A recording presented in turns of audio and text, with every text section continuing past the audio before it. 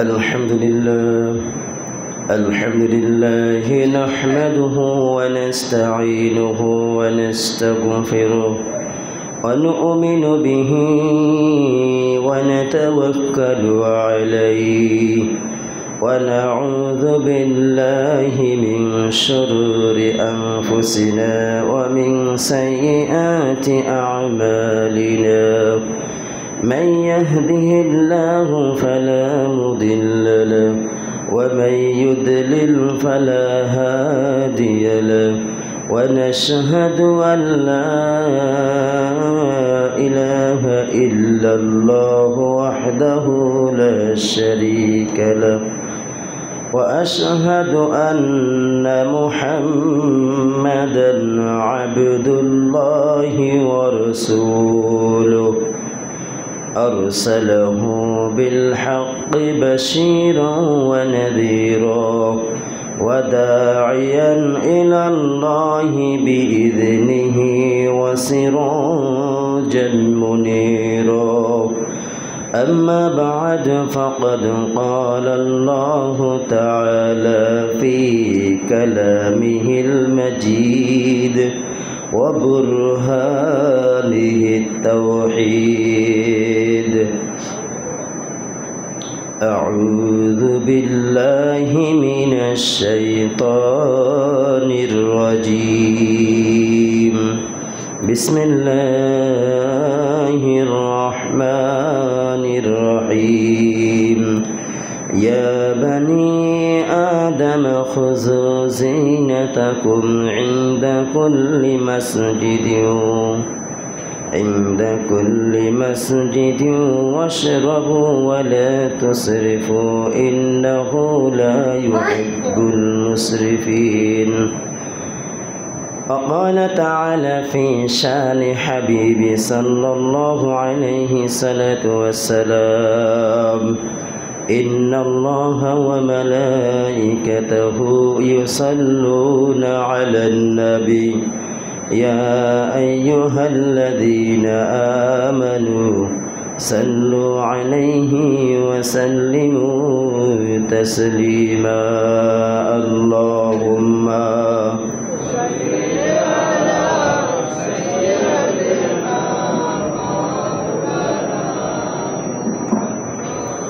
وعلى آل سيدنا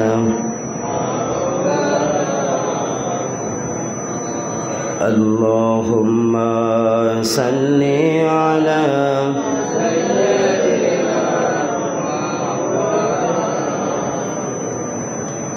وعلى آل سيدنا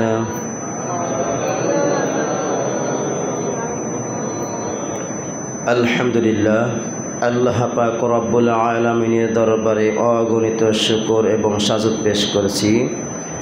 যেই রব, যেই মালিক দয়া করে মায়া করে প্রতি বছর ঈদুল ফিতরের আদায় করার ন্যায় আজকেও আমাদেরকে ঐক্যবদ্ধ হয়ে তার ঘর মসজিদে আসার এবং বসার সুযোগ করে দিয়েছেন।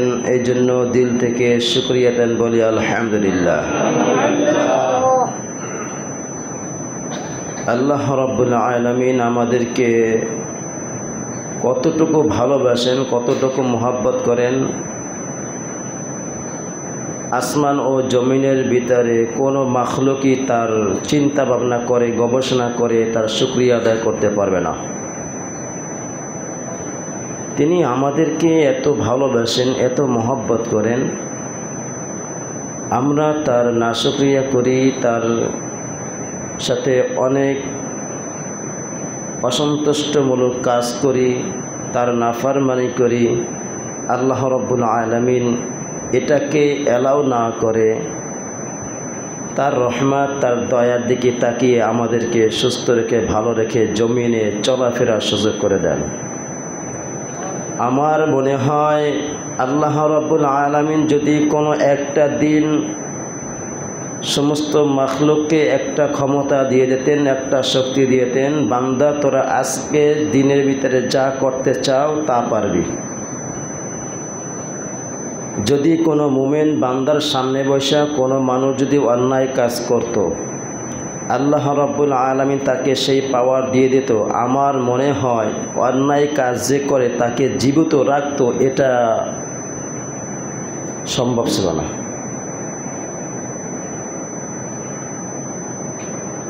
যেহেতু রব একজন, রবের স্থানে কেউ যাবে না, রব একাই, তিনি এক ইলাহা।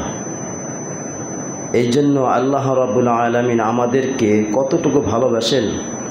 আমাদেরকে যদি আল্লাহ তাআলা সেই ক্ষমতা দিত, তাহলে মানুষ অন্যায় করলে আমরা মুখ দ্বারা না হাত দ্বারা ব্যবহার করতাম। তিনি রহমান, তিনি রহিম। তিনি বলেন, বান্দা না বুঝে, ভুল বুঝে, শয়তানের ওয়াসওয়াসায় পড়ে, মানুষের সাথে চলাফেরা করে, বন্ধুর আড্ডায় পড়ে, বন্ধুদের সাথে চলাফেরা করে ভুল কাজ করেছো। বান্দা হয়তো যখন অন্যায় কাজ করেছো তখন তুমি আনন্দিত চিত্তে ছিলা, উৎফুল্ল ছিলা, তোমার তখন নিজের ভিতরে এমন একটা ইমেজ সৃষ্টি হইতো যে তুমি মনে করতাই আনন্দই সব কিছু। আল্লাহ রাব্বুল আলামিন বান্দাকে ডাক দিয়ে বলে, বান্দা যখন বুঝবি তুই জিনিসটা অন্যায় করেছো, ভুল কাজ করেছো, আমার কাছে ক্ষমা চা, আমি রব তোকে ক্ষমা করার জন্য সদা প্রস্তুত। বান্দা রাত্রের বেলায় অন্যায় কাজ করেছো, পৃথিবীর ভিতর কেউ দেখে নাই, আমি রব দেখেছি। কিরামান কাতিবিন, ডানে এবং বামে দুইজন সম্মানিত লেখক বৃন্দ আছে, ফেরেশতা আছে, তারা তোমার বিষয়ে জানে, তুমিও জানো। বান্দা পৃথিবীর কোনো মানুষ দেখে নাই, আমিও তোমার গুনাহটাকে গোপন রেখেছি। আমি মানুষের কাছে প্রকাশ করি নাই যে বান্দা অমুক রাত্রে অমুক দিন অমুক জায়গায় বসে অমুকের সাথে এই অন্যায় কাজ করেছো, পাপ কাজ করেছো। আমি রব কাউকে বলে দেই নাই, আমি গোপন রেখেছি। বান্দা ক্ষমা চা, আমি তোকে ক্ষমা করে দেব। সম্মানিত দ্বীনি মুসলমান ভাইয়েরা, আল্লাহ রাব্বুল আলামিন আমাদেরকে একটা সুযোগ করে দিয়েছিলেন, একটা নিয়ামত, বরকতময় একটা মাস আমাদেরকে আল্লাহ রাব্বুল আলামিন দিয়েছিলেন। 12 মাসের ভিতরে শ্রেষ্ঠ মাস আমাদেরকে একটা সুযোগ দিয়েছিল। বান্দা 11 মাস অন্যায় কাজ করেছো, ভুল কাজ করেছো, আমার সাথে নাফরমানি করেছো, মানুষের সাথে অন্যায়ভাবে মানুষদেরকে গালাগালি করেছো, অত্যাচার করেছো, তাদেরকে বিভিন্ন রকমের কষ্ট দিয়েছো। ও বান্দা, সারা বছর তো আকাম কুকাম করেছো, একটা মাস তোমাদেরকে দিলাম, এই মাসটা তোমরা আমার কাছে ক্ষমা চাও, অন্যায় কাজ থেকে বিরত থাকো, মানুষকে কষ্ট দিও না, মানুষের হক নষ্ট করো না, তারপর আমার গোলামি করো, আমি রব তোমাদের পিছনের সমস্ত গুনাহ মাফ করে দেব। আমরা বিগত বছর শুনে আসছি, নবী করিম সাল্লাল্লাহু আলাইহি ওয়াসাল্লাম বলেছেন, কোনো বান্দা যদি ঈমান নিয়ে নেকের আশায়, সওয়াবের আশায় যদি কেউ তারাবির সালাত আদায় করে, আল্লাহ রাব্বুল আলামিন তার পিছনের সমস্ত গুনাহ মাফ করে দেয়। এবং আল্লাহ রাব্বুল আলামিন এটাও নবীজি বলে দিয়েছেন, আল্লাহ আমাদের জন্য এটা সুযোগ করে দিয়েছেন, গত রমজান থেকে এই রমজান পর্যন্ত যত গুনাহ হয়েছে, আল্লাহ রাব্বুল আলামিন আমাদের সিয়ামের কারণে, আমাদের কিয়ামুল লাইলের কারণে আল্লাহ রাব্বুল আলামিন পিছনের সমস্ত গুনাহ মাফ করে দেন। এবং এক জুমা থেকে অপর আরেক জুমা পর্যন্ত এর মাঝখানে যত গুনাহ হয়, আল্লাহ রাব্বুল আলামিন সমস্ত গুনাহ মাফ করে দেন। এবং নবীজি এটাও বলেছেন, ফজরের সময়, ফজর থেকে তুমি জোহর পর্যন্ত এর মাঝখানে যত গুনাহ করেছো, আল্লাহ রাব্বুল আলামিন জোহরের নামাজ আদায় করার কারণে তোমার সমস্ত গুনাহ মাফ হয়ে যায়। এবং জোহর থেকে আসর পর্যন্ত এই ফাঁকার সময় তোমরা যদি গুনাহের কাজ করো, ভুল কাজ করো, আসরের সালাত আদায় করার কারণে আল্লাহ রাব্বুল আলামিন তোমার সমস্ত গুনাহ মাফ করে দেয়। আসর থেকে মাগরিব পর্যন্ত, মাগরিব থেকে এশা পর্যন্ত, এশা থেকে ফজর পর্যন্ত, ও মুসলমান ভাইরা, আপনার দ্বারা আমার দ্বারা যদি অনিচ্ছাকৃত যদি কোনো ছোট গুনাহ, সগীরা গুনাহ হয়ে থাকে, আল্লাহ রাব্বুল আলামিন এই সালাতের কারণে আল্লাহ তাআলা কাফারা হিসাবে আপনার আমার গুনাহ মাফ করে দেয়। তাহলে মুমিন কখনো গুনাহের ভিতর থাকতে পারে না। যারা 5 ওয়াক্ত সালাত আদায় করে, যারা আল্লাহ তাআলার হুকুমকে মান্য করে তারা কখনো গুনাহের ভিতর থাকতে পারে না। কারণ আপনি গুনাহের ভিতরে কীভাবে থাকবেন? আপনি ফজরের নামাজ পড়েছেন, এর ভিতরে হয়তো দুই একটা ভুল ত্রুটি হয়ে গেছে, আল্লাহ রাব্বুল আলামিনের হুকুমকে মান্য করলেন, সলাতুল জোহরের নামাজ আদায় করলেন, এই জোহরের নামাজ আদায় করার কারণে কাফফারা হয়ে গেল, পিছনের গুনাহ মাফ হয়ে গেল। জোহর থেকে আসর পর্যন্ত, আসর থেকে মাগরিব, মাগরিব থেকে এশা, এশা থেকে ফজর, এর মাঝখানে যদি গুনাহ হয়ে থাকে, আপনি সালাত আদায় করার কারণে আপনার গুনাহ যদি মাফ হয়ে যায়, তাহলে আমি গুনাহ থাকতে পারে? নবীজি সাল্লাল্লাহু আলাইহি ওয়াসাল্লাম সাহাবীদেরকে বলেছেন, ও সাহাবীরা শোনো, যখন গাছের পাতা ঝরে যায় তখন একটা গাছের ডালা ধরে লাড়া দিয়ে বলতেছে, এই গাছের পাতা যেরকমের ঝরে পড়ে যায়, কোনো মোমেন বান্দা যদি তওবা করে, সালাত আদায় করে, আল্লাহ রাব্বুল আলামিন তার সমস্ত গুনাহ এরকম ঝরাইয়ে দিয়ে দেয়। সাহাবায়ে আজমায়ে কেরামদেরকে নবীজি বলেছেন, ও সাহাবীরা শোনো, তোমাদের বাড়ির সামনে যদি একটা নদী থাকে, নদীর পানিটা যদি পরিষ্কার থাকে, পরিচ্ছন্ন থাকে, আর কোনো বান্দা যদি দৈনিক 5 বেলা গোসল করে, তার শরীরে কোনো ময়লা থাকে কিনা? সাহাবায়ে আজমায়ে কেরাম বললেন, ইয়া রাসূলুল্লাহ, যদি কোনো মানুষ ভালোভাবে যদি 5 বার দৈনিক 5 বার গোসল করে, ওর ভিতরে কোনো ময়লা থাকতে পারে না। কোনো বান্দা যদি ঠিক সেইভাবে, যদি কোনো বান্দা ঠিক ইখলাসের সাথে আল্লাহর হুকুম মান্য করার জন্য, তার গোলামি করার জন্য যদি 5 ওয়াক্ত সালাত আদায় করে, তার কোনো গুনাহ থাকতে পারে না। সম্মানিত দ্বীনি মুসলমান ভাইরা, আপনাদের মাঝে আমি পবিত্র গ্রন্থ আল কোরআনুল কারীম থেকে সূরাতুল আরাফের 31 নম্বর আয়াত তেলাওয়াত করেছি।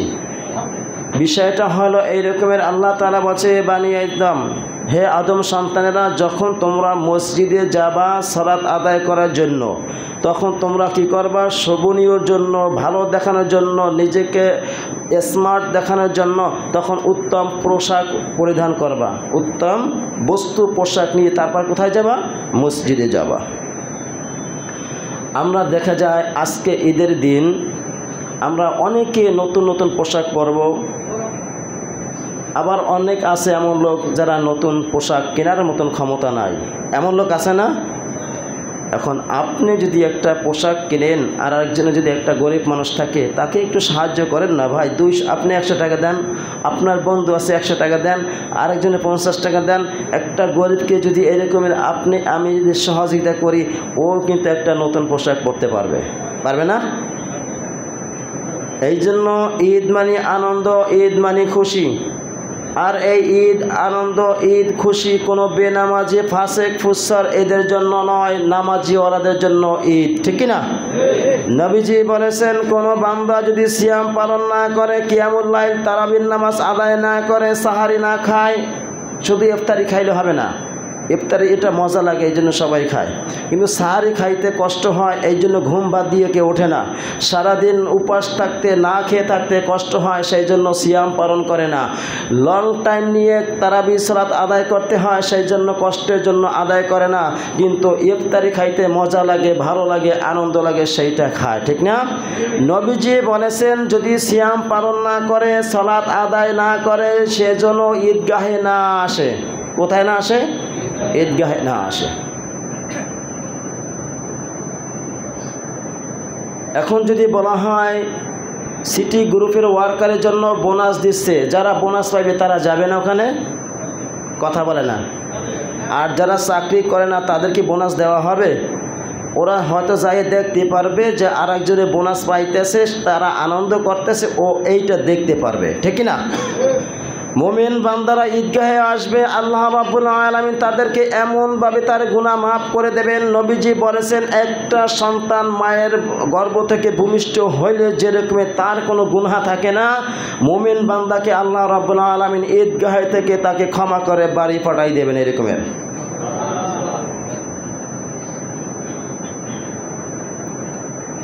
আপনি মুসলমান, নামদারি মুসলমান, আপনি রমজান মাসে সিগারেট খাচ্ছেন, আপনি রমজান মাসে দিনের বেলা খাবার খাচ্ছেন, আপনি কিসের মুসলমান? গরু খাইলে আর খতনা দিলে যদি মুসলমান হইতো, তাহলে শিয়াল, কুকুর, বাঘ, হিংস্র প্রাণী সবাই মুসলমান হইতো, ঠিক না?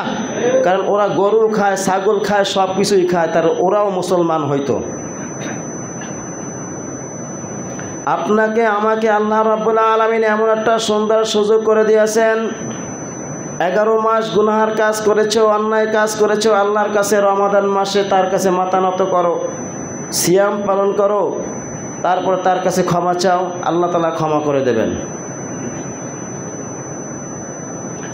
আজকে আমাদের সমাজ যদি এইরকমের থাকতো, সমাজটা যদি এইরকমের মানুষের গড়ে তুলতে পারত, কোনো সুদখোর, কোনো ঘুষখোর, কোনো হারামখোর, কোনো জিনাকার, যারা অন্যায়ভাবে অর্থ উপার্জন করে, বেনামাজি, যারা ইহুদি খ্রিস্টান নাসারাদের সাথে চলাফেরা করে, তাদের ঐক্যবদ্ধ হয়ে তাদের সাথে চলাফেরা করে, তাদের আদর্শকে গ্রহণ করেছে, ওদের সমাজে কোনো গুরুত্ব দেওয়া হবে না। বেনামাজিকে কোনো সালিসিতে বসানো হবে না, বেনামাজির সাথে কোনো মেয়ে বিবাহ দেওয়া হবে না, বেনামাজির সাথে কোনো সম্পর্ক রাখা হবে না, বেনামাজির সাথে কোনো ওঠা বেশা হবে না, বেনামাজিদের সাথে কোনো লেনদেন হবে না, বেনামাজির সাথে কোনো মেয়ে দেবে না, বেনামাজির সাথে কোনো ছেলের বিবাহ হবে না। এই আইনটা, এই রেয়ারটা যদি এই সমাজে চালু থাকতো, তাহলে কোনো বেনামাজি, সুদখোর, ঘুষখোর খুঁজে পাওয়া যাইতো না, যাইতো? আপনি এইখান থেকে 5 ওয়াক্ত সালাত আদায় করেন, বাহিরে যাইয়া সুদখোর, ঘুষখোর, হারামখোর এই সবার সাথে ঐক্যবদ্ধ হয়ে বন্ধুর পরিচয় দিয়ে চলেন, তাহলে আপনিও ওদের অন্তর্ভুক্ত। এই জন্য আপনাকে আমাকে কোরআন বুঝতে হবে, কোরআন অনুযায়ী আমল করতে হবে, চলতে হবে। আপনি আমি যদি আমাদের মন গড়া মতন চলি, তাহলে দুনিয়াও পেতে নাও পারি, আখিরাতও বরবাদ হয়ে যাবে। এই জন্য আজকে পবিত্র ঈদ উল ফিতর, সবার মনের আনন্দ, সবাই একটা খুশি নিয়ে আমরা এখানে আসতে পেরেছি। তবে আজকে অনেক গরিব, অসহায় অনেকের বাড়ি যাবে। যদি পারেন আপন মানুষের মতন ডাকবেন, বসো, ঘরে সেমাই পাকাইছি, পায়াস পাকাইছি, যা হোক মেহমানদারি করাবেন। ওরা তো উদ্দেশ্য করে যাবে, মেন উদ্দেশ্য খাবার না, মেন উদ্দেশ্য কিছু অর্থ পাওয়ার জন্য। আপনি একটা বাড়িতে যদি নাস্তা করেন, দ্বিতীয় বাড়ি আপনার নাস্তা করার ইচ্ছা হবে না। কিন্তু একটা ভিক্ষুক একবারই যাবে না, 10 বারই যাবে। কেন? কিছু পাওয়ার জন্য, তার পরিবার পরিজন সবাইকে নিয়ে একটু ভালো থাকবে এই জন্য। আর এখনকার আসলে যারা অরিজিনাল প্রকৃত ভিক্ষুক, যারা পাওয়ার উপযুক্ত, যারা ভিক্ষা পাওয়ার মতো যোগ্য, এরাও আজকে বঞ্চিত হইতেছে 2 নাম্বার বাটপাড়া সিটার ভিক্ষুকের জন্য। দেখা যায় গুলশান বাড়ি আছে, বনানীতে বাড়ি আছে, তারপর ভিক্ষা করে, পেশা ছাড়তে পারে না। আরে বেটা, এই জিনিসটা যখন ধরা পড়ে তখন সমস্ত ভিক্ষুকের উপর থেকে মন উঠে যায় না? এই জন্য ভিক্ষা দিতে মনে চায় না। তাই এই সমস্ত ভিক্ষুকের দয়া প্রথমে একবারে জামাইয়ের মতন আদর করতে হবে, এরপরে উত্তম মাধ্যম দিয়ে জেলে দিয়ে দিতে হয়। বেটা 2 নাম্বারে বাটপারি করে, তো ওদের জন্য আসলে যারা ভিক্ষা পাওয়ার মতন যোগ্য তারা পাইতেছে না। নবীজি সাল্লাল্লাহু আলাইহি ওয়াসাল্লাম বলেছেন, যারা ভিক্ষা চায় আর যারা ভিক্ষা চায় না সমান হতে পারে না। পারে? কিছু লোক আছে ভিক্ষার প্রয়োজন, তাদের অর্থের প্রয়োজন, লজ্জার কারণে, মানবতার কারণে মানুষের কাছে হাত পাততে পারে না, অথচ তার অনেক টাকার প্রয়োজন আছে। খুঁজে এই সমস্ত লোকদেরকে ভিক্ষা দেওয়া উত্তম। আর যারা ভিক্ষা চাওয়াটা পেশা হয়ে গেছে, ব্যবসা হয়ে গেছে, ওদের ভিক্ষা দেব না এটা না, দিতে হবে, ওদেরকেও দিতে হবে। যারা করতে পারে না তাদের খুঁজে আরও বেশি দেওয়া দরকার। ভিক্ষা চাওয়াটা যে কতটা লজ্জাকর, কতটা ছোট, সেটা যদি মানুষে বুঝতো, মানুষের ভিক্ষার হাত বাড়াইতো না। বাড়াইতো? নবীজি বলেছেন, এই নিচের হাতের থেকে উপরের হাতটা উত্তম। তার মানে কি যারা ভিক্ষা নেয় আর যারা ভিক্ষা দেয় এদের ভিতরে পার্থক্য হলো যারা ভিক্ষা দেয় তারা কি উত্তম, আর যারা নেয় তারা কি নিম্ন শ্রেণীর লোক। এই জন্য ভিক্ষুক যারা আসবে তাদেরকে অহংকারমূলক কথা বলা যাবে না, তাদের সাথে গর্ব নিয়ে কথা বলা যাবে না, তাদেরকে ধমক দেওয়া যাবে না। নবীজি বলছে সায়েলকে ধমক দিও না, অর্থাৎ ভিক্ষুককে ধমক দিও না। যদি তোমার সামর্থ্য থাকে তাকে কিছু দিয়ে বিদায় করো, আর যদি তোমার অন্য কোনো সামর্থ্য থাকে তাকে একটা কাজ দেওয়ার মতন যদি তোমার সামর্থ্য থাকে, তাকে যদি একটা কর্মস্থান ধরাই দেওয়ার মতন ক্ষমতা থাকে, তাহলে তোমার উত্তম কাজ হলো তাকে একটা কর্মস্থলে কর্ম ধরাই দাও। এই জন্য ঈদুল ফিতর আমরা সবাই এখানে আসছি একটাই আশা নিয়ে আসছি যে আল্লাহ রাব্বুল আলামিন আমাদের সবাইকে ক্ষমা করে দিবেন, এই আশা নিয়ে আসছে, ঠিক না? আমরা আশা শুধু করি, আশার যে একটা পরিপূর্ণ হতে হবে, আশা পরিপূর্ণ আল্লাহর কাছে পাওয়ার যে একটা কাজ সেইটা যদি না করে শুধু আশা করে বসে থাকি তাহলে এটা হবে আমাদের বোকামি। এই যে মনে করেন পবিত্র মাহে রমাদান মাসে 100-র ভিতরে 95% না 90% মানুষ ধরলাম সিয়াম পালন করছে, তারাবির নামাজ পড়েছে, রাতে তাহাজ্জুদে পড়েছে। আবার এই যে 20% লোক আছে তারা সালাত আদায় করে নেয়, সিয়ামও পালন করে নেয়। এই যারা সিয়াম পালন করে নেয়, সালাত আদায় করে নেয়, তারা তো আসছে আজকে ঈদের দিন ক্ষমা পাইবে এই উদ্দেশ্য করে, ঠিক না? তাহলে ওদের আশা, আর যারা সিয়াম পালন করেছে, কিয়ামুল লাইল, তারাবির নামাজ পড়েছে, তাহাজ্জুদ পড়েছে, আর ওরাও তো সেই আশা নিয়ে আসছে আল্লাহ আমাদেরকে ক্ষমা করে দেবেন। তাহলে এই দুই দলের আশা, দুই দলের যে আশা, এটা কি একরকম হতে পারে? পারে? তাহলে হয়তো আল্লাহ তাআলা তিনি যদি চান ক্ষমা করে দিতে পারেন, তার ইচ্ছা। তো এই জন্য আশা পূরণ হওয়ার জন্য কিছু কাজ করতে হবে। আল্লাহ যেইগুলো করতে বলেছেন, নবীজি যেইভাবে পথ দেখাই দিয়ে গেছেন, এই দুটাকে যদি অনুসরণ করি তাহলে আমরা আশা করি আল্লাহ রাব্বুল আলামিন আমাদেরকে ক্ষমা করবেন। সম্মানিত দিনী মুসলমান ভাইরা, মানুষ মাত্রই ভুল। আপনি আমি যদি ভুল না করতাম, সঠিক কি এটা বুঝতাম? কখনো বোঝা সম্ভব ছিল না। আধার আছে বিদায় আলোর মূল্য আছে। 2 নাম্বার আছে বিদায় 1 নাম্বারের মূল্য আছে। খারাপ আছে বিদায় ভালোর মূল্য আছে। যদি খারাপ ভালো, যদি খারাপ না থাকতো ভালো কি এটা বুঝতাম, তাহলে তো আমাদের কোনো কিছু বুঝছিল না। ওই যে গরু ছাগলের মতন ওরা যেটা করে ওইটাই ভালো মনে করে। এই জন্য আল্লাহ তাআলা আমাদেরকে আশরাফুল মাখলুকাত, শ্রেষ্ঠ মাখলুকাত আমাদেরকে সৃষ্টি করা হয়েছে। এই জন্য করেছেন, আমাদেরকে আল্লাহ তাআলা বিবেক দিয়েছেন, বুদ্ধি দিয়েছেন, জ্ঞান দিয়েছেন। যেই জ্ঞান দ্বারা আমরা কাজ করি, যেই জ্ঞান দ্বারা আমরা মানুষকে উপলব্ধি করতে পারি, যেই জ্ঞান দ্বারা মানুষকে উপদেশ দিতে পারি, যেই জ্ঞান দ্বারা আমরা মানুষকে পরিচালনা করার মতন জ্ঞান আল্লাহ তাআলা আমাদের সবাইকে দিয়েছেন।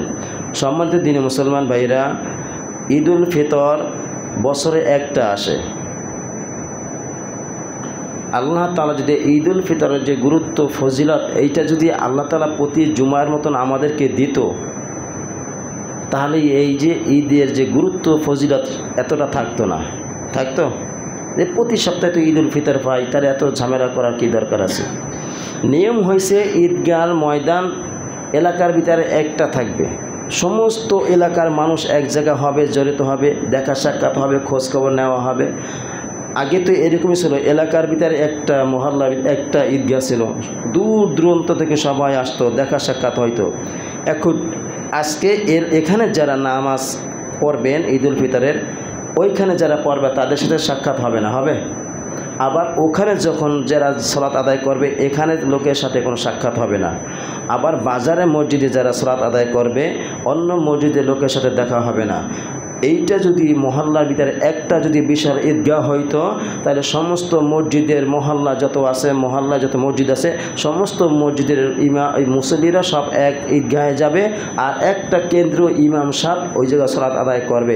তাহলে ওখানে হাজার হাজার মুসল্লি হয়তো, হাজার হাজার মুসল্লিদের সাথে সাক্ষাৎ হয়তো, দেখা হয়তো, ঠিক না? এই জন্য আমাদের ভাইদের সাথে দেখা হয় না, মোহাব্বত হয় না, দেখলে মায়া, না দেখলে একটা কথা আছে না, দেখলে মায়া না দেখলে ছায়া। আসলে দেখতে দেখতে মহাব্বতটা বেড়ে যায়, যখন না দেখে তখন কিন্তু এই মহাব্বতটা থাকে না, সামনে যখন পড়ে তখন একটু মহাব্বত দেখা হয়। এখন প্রত্যেক মুসল্লি যদি 5 ওয়াক্ত সালাত আদায় করে, আপনার সমস্যা কি সেইটা যদি আরেকজনের সাথে শেয়ার করেন, একে একে শেয়ার করতে করতে সবার কাছে যদি শেয়ার করা হয়, আপনি যদি কোনো সমস্যায় পড়েন সবাই মিলে আপনার সমস্যাকে সমাধান করাতে পারবে। আপনি মসজিদে আসেন না, আপনি অসুস্থ বা কোনো সমস্যা নিয়ে আপনি ঘরে পড়ে আছেন, কেউ আপনার খোঁজখবর জানবে? যদি মসজিদে আসেন, 5 ওয়াক্ত সালাতের মূল উদ্দেশ্য হইল সমস্ত মানুষ 5 বার দৈনিক 5 বার মানুষের কাছে সবার সাথে আসবে, কার কি সমস্যা এই সমস্যাগুলো দেখবে। এক মুসলমান যদি সমস্যায় পড়ে সবাই মিলে তাকে সাহায্য করে ওইখান থেকে উঠায় নিয়ে যাবে, এটা হইল মূল উদ্দেশ্য। 5 বেলা নামাজ তো ঘরে বসে পড়লে তো হয় না, কিন্তু বাধ্যতামূলক করছে এই জন্য সবার সাথে সাক্ষাৎ হবে, দেখা হবে। এক ভাই আর এক ভাইকে যদি উপকার করতে পারে, এক ভাই আর এক ভাইয়ের প্রতি যদি মহব্বত থাকে, ভ্রাতৃত্ব যে ভাইয়ের যে বন্ধন সেইটা যদি ছিন্ন না হয়, এই জন্য 5 বেলা যদি দেখা হয় আপনার সাথে আন্তরিকতা বাড়বে না? এই জন্য ঈদুল ফিতর যদি আমাদেরকে জুমার নামাজের মতন প্রতি সপ্তাহ দেওয়া হয়তো, তাহলে ঈদের এই বিষয়টা আমাদেরকে গুরুত্ব দেওয়া হতো না। আল্লাহ রাব্বুল আলামিন আমাদের সবাইকে এই যে পবিত্র ঈদের দিন যেরকম আল্লাহ তাআলার কাছে আমরা আনন্দ চিত্ত নিয়ে আশা নিয়ে ঈদগাহে আসছি, আল্লাহ তাআলা আমাদেরকে জন্য সেই আনন্দ আশা যেই আশা নিয়ে আসছে, আল্লাহ রাব্বুল আলামিন আমাদের সবাইকে যেন সমস্ত গুনাহ মাফ করাইয়া ওই ছোট মাসুম বাচ্চার মতন বানাইয়া আল্লাহ তাআলা যেন আমাদেরকে বাড়ি পৌঁছে দেয়। একটু জোরে বলেন না আমিন। আল্লাহ তাআলা এরকম বলবে, ফাজকুরুনি আযকুরুকুম, বান্দা তুমি আমাকে স্মরণ করো আমিও তোমাকে স্মরণ করব, ঠিক না? তাহলে আমিন বলবেন, মুখ বুঝে আমিন বলবেন, তার মানে কি আমার প্রয়োজন নাই, যার আছে তার প্রয়োজন সে আমিন বলে, এটা বোঝা যায়, তাই না? আমিন মানে কি আল্লাহ তুমি আমি কবুল করো। শব্দটা হচ্ছে ঈদ মুবারক, তাকাব্বালাল্লাহু মিন্না ওয়া মিনকুম সালিহান আমাল ওয়া কুল্লু আমিন ওয়া আনতুম বিখাইর। আল্লাহ তাআলার কাছে আমরা বলবো যে আল্লাহ আমাদের এবং তোমাদের সবাইকে আল্লাহ রাব্বুল আলামিন সালিহান আমাল, ভালো আমলগুলো আল্লাহ রাব্বুল আলামিন কবুল করে নিন। জোরে বলেন আমিন। আমরা বাঙালি এই জন্য ঈদ মুবারক এই শব্দটা পারি। আরবি শব্দ হচ্ছে তাকাব্বালাল্লাহু মিন্না ওয়া মিনকুম, তাকাব্বালাল্লাহ কবুল করো, মিন্না আমাদের, ওয়া মিনকুম এবং তোমাদের, সালিহান আমাল ভালো কাজগুলান, অকুল্লু আমিন প্রত্যেকটা কাজ করো, ওয়া আনতুম বিখাইর মানে সব, ওয়া আনতুম আমাদের ভালো কাজগুলান, খৈর উত্তম কাজগুলান কবুল করো। এইটা আমরা আল্লাহর কাছে চাই, বাংলা চাই, এই জন্য আমরা বাংলাটা বুঝি। আরবিটা হয়েছে এইটা তাকাব্বালাল্লাহু মিন্না ওয়া মিনকুম। আর আমরা বাঙালি বাংলা বুঝি এই জন্য বলি ঈদ মুবারক। এই জন্য যেহেতু আমরা একটা বছর পরে আমরা যেহেতু ঈদুল ফিতর বা ঈদুল আজহা পাই, একটু সলাতের নিয়মকানুনটা একটু বলে দিলে ভালো হয়, তাই না? আমরা যেমন জানাজার নামাজে 4 তাকবীর দিয়ে জানাজা নামাজ পড়ি না? জানাজা নামাজে তাকবীরের সময় আমরা হাত কি উঠাই না, কিন্তু ঈদুল ফিতর ঈদুল আজহা যখন তাকবীর দেব, তাকবীরের সময় আমরা হাতটা উঠাবো। নিয়মটা জানি, আমরা ঈদুল নামাজ পড়তে দাঁড়াইলাম, আল্লাহু আকবার বলে হাত বাঁধলাম, হাত বাঁধার পরে সানা পড়ব, সানা পড়ার পরে 3টা তাকবীর দেব, আল্লাহু আকবার হাত উঠাবো, আল্লাহু আকবার হাত উঠাবো, আল্লাহু আকবার 3টা তাকবীর না, হাত বেঁধে ফেলবো। 3 তাকবীরে কি হাত বেঁধে ফেলবো। প্রথম তাকবীর হইল নামাজের তাকবীর, সালাত দিলাম, এরপরে অতিরিক্ত সানার পরে 3টা তাকবীর, আল্লাহু আকবার হাত উঠাইলাম, হাত ছেড়ে দিলাম, আল্লাহু আকবার দ্বিতীয় তাকবীর দিলাম, হাত উঠালাম, হাত ছেড়ে দিলাম, তৃতীয় তাকবীর আল্লাহু আকবার বলে হাতটা বেঁধে ফেলবো। এখন সূরা ফাতিহার সাথে যে কোনো একটা সূরা মিলাবো, তারপরে রুকু সেজদা করব, সেজদা থেকে উঠে সূরা ফাতিহা পড়ব, সূরা ফাতিহার পরে যে কোনো একটা সূরা মিলাবো, এরপরে অতিরিক্ত 3টা তাকবীর, আল্লাহু আকবার হাত ছেড়ে দেব, আল্লাহু আকবার হাত ছেড়ে দেব, আল্লাহু আকবার হাত ছেড়ে দেব। 3টা তাকবীর হয়ে গেল। চতুর্থ তাকবীরে আমরা রুকুতে যাব ইনশাআল্লাহ। আর একবার একটু বলে দিই, যখন সালাত আদায় করলাম, আল্লাহু আকবার বলে সালাত আদায় করলাম, শুরু করলাম, শুরু করার পরে কি পড়ব? সানা পড়ব। সানা পড়ার পরে আল্লাহু আকবার, প্রথম তাকবীরে হাত উঠাবো, হাত ছেড়ে দেব। দ্বিতীয় তাকবীর আল্লাহু আকবার, হাত উঠাবো, হাত ছেড়ে দেব। তৃতীয় তাকবীর আল্লাহু আকবার, হাত ছাড়বো না, বেঁধে ফেলবো। তৃতীয় তাকবীর হাত বেঁধে ফেলবো। এরপরে সূরা ফাতিহা, সূরা ফাতিহার সাথে যে কোনো একটা সূরা মিলাবো। সূরা মিলানোর পরে রুকু সিজদা ঠিক মতন করবো। সিজদা থেকে উঠে দাঁড়াইয়া বিসমিল্লাহ বলে সূরা ফাতিহা, ফাতিহার সাথে যে কোনো একটা সূরা। এরপরে হাত উঠাবো, আল্লাহু আকবার, এক তাকবীর হাত ছেড়ে দিলাম, আল্লাহু আকবার। দ্বিতীয় তাকবীরও হাত ছেড়ে দিলাম, আল্লাহু আকবার। তৃতীয় তাকবীরও হাত ছেড়ে দিলাম, আল্লাহু আকবার। চতুর্থ তাকবীরে রুকুতে চলে যাব। ইনশাআল্লাহ বুঝেছে তো? ইনশাআল্লাহ। যেহেতু আমাদের এখানে 8টায় সালাতের টাইম, ভ্যালু অফ টাইম সময়ের মূল্য দিতে হবে, ঠিক না? যেহেতু এখানে হয়তো আমাদের সিকিউরিটি ভাইয়েরা নামাজ পড়বে, এখানে 8টায় যারা নামাজ পড়বে বাইরে যাইয়া, এখানে যারা পড়তে পারবে না তারা ওখানে যেয়ে পড়বে। আবার যারা ভিতরে ডিউটিরত আছে, হয়তো দেখা গেল আমাদের এখানে 8টাটা মিস করলো, বাইরে 8:30টায় আছে, 9টায় আছে, এইটা ধরবে।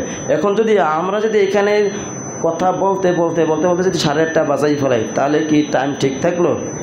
টিম ঠিক থাকলো? পিছনে বসে ইমাম সাহেবের গালাগালি করে মনে মনে স্পষ্ট করতে পারবে না, পারবে না। আবার এমন লোক আছে যে বললেই ফেলাইবে যে কী শুরু করছেন, বলবে না, এরকমের বলবে না। কারণ আমাদের মসজিদে আসলে আমরা টাইমের খুব গুরুত্ব দেই, কিন্তু অন্য জায়গায় গেলে টাইম ঘন্টায় ঘন্টায় চলে যায়, সেটা আমরা টের পাই না, ঠিক না? কথা বলে না? কোনো কনসার্ট যদি গানের অনুষ্ঠান হয়, যদি বলে 10টা শুরু হবে, 8টায় যাইয়া সামনে চেয়ার দখল করে বসে থাকে, হয় না এরকমের? কোনো জায়গায় যদি জাকাত দেওয়া হয়, যদি বলে 9টা দেওয়া হবে, ফজরের নামাজের আগে সিরিয়াল ধরে দাঁড়ায় থাকে না? এখানেই দেখছি ঘটনা। নামাজের কাতারে দাঁড়াইলে মনে হয় আর একজন পাশে দাঁড়ায়, এমনভাবে ফাঁকা রাখিয়া দাঁড়ায়, মনে হয় যে ওই নবীজি বলছে না, নামাজের কাতারে ফাঁকার ভিতরে যে কাতারের ভিতরে ফাঁকা থাকে, ওইখানে শয়তান ছাগলের বকরির বাচ্চার ভেষ ধরে দাঁড়ায়। তার মানে কি, ফাঁকা রাখা মানে কি, ছাগলের ভেষ ধরে শয়তানকে দাঁড়ানোর সুযোগ করে দেয়, ঠিক না? শয়তান পালায়ন করে শুধু 2 টাইমে। কয় টাইমে? শয়তান পালাবে 2 টাইমে পালায়। কোরআন তেলাওয়াত করবেন, শয়তান পালাবে না, শুধু 2টা টাইমে পালায়। কোন টাইম? এক হইল যখন আজান দেওয়ায়, আজান দেওয়ার সময় শয়তান এত দ্রুত বায়ু ছাড়তে ছাড়তে এমন জায়গায় যায় যেখানে আজান পৌঁছায় না। কারণ কি, আল্লাহ রাসূল সাল্লাল্লাহু আলাইহি ওয়াসাল্লাম বলেছেন, মুয়াজ্জিন যখন আজান দেয়, যত মাখলুক শোনে, গাছপালা, তরুলতা, প্রাণী, যারা সবাই কিয়ামতের দিবস সাক্ষী দেবে, আল্লাহ তোমার ওই বান্দা 5 ওয়াক্ত সালাতের জন্য আহ্বান করছে, ডাক দিয়েছে, আমরা সাক্ষী। শয়তান চাইবে না যে আদম সন্তানের সাক্ষী হই আর আদম সন্তান জান্নাতে চাক, এইটা আমি শয়তান চাই না। এই জন্য শয়তান দ্রুত গতিতে বেগ করে, মানে পালায়ন করে, বায়ু ছাড়তে ছাড়তে দৌড়ায়, তখন কুকুরে চিল্লাবিল্লা করে। দ্বিতীয় যখন 2 নাম্বার যখন আরেকবার পালায়ন করে, যখন একামত শুরু হয়, তখন শয়তান পালায়ন করে। একামত শেষ, শয়তান মসজিদের ভিতরে ঢুকতে পারে, সালাতের আইসা বেঘাত ঘটাইতে পারে। এই 2 টাইমের জন্য শয়তান সাক্ষী দেবে না।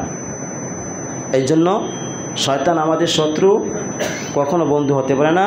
শয়তান মানে শুধু মানুষ না, মিনাল জিন্নাতি অন্নাস, মিনাল জিন্নাতি অন্নাস। শয়তান 2 প্রকার, জিন শয়তান আর মানুষ শয়তান। জিন শয়তান রমজান মাসে বাইরে রাখে, শয়তান মানুষ শয়তান বাইরে রাখতে পারে না, ওটা সবসময় ছাড়া থাকে। এই জন্য আমরা ইনশাল্লাহ এখনই সালাত আদায় করব, শুরু করব।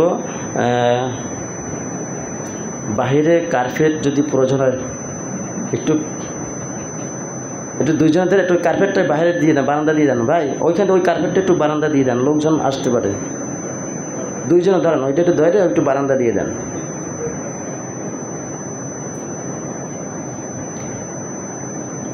আমরা দাঁড়িয়ে কাতা সোজা করে নিই।